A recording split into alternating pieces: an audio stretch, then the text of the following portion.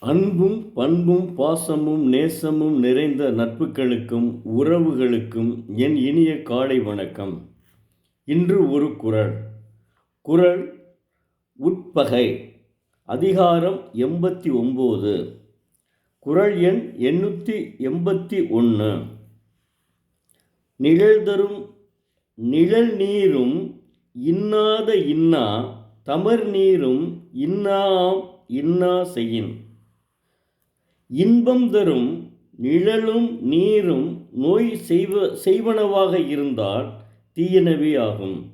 அதுபோலவே சுற்றத்தாரின் தன்மைகளும் துன்பம் தருமானால் தீயனவே ஆகும். உதாரணத்திற்கு, குளிர்ந்த நீர் குடித்தால் வெயில் காலத்திற்கு நல்லது. அதே சமயம் குளிர்காலத்தில் குளித்தால் சளி பிடித்து துன்பம் தந்தால் தீயதே. அதுபோன்று நம் சுற்றத்தார் ஒரு சில காரணங்களுக்காக அவர்கள் இயல்புகளும் துன்பம் செய்யுமாயின் அவைகளும் தீமைகளே. தெய்வப்புலவர் திருவள்ளுவர் இதனைத்தான் உணர்த்துகிறார். நிழல் நீர் என்பது குளிர்ந்த நீர் என்பதாகும். இதனைத்தான் தெய்வப்புலவர் நிழல் நீர் என்கிறார். வாழ்க வள்ளுவம், வளர்க அவர் புகழ். மீண்டும் நாளை பார்ப்போம்.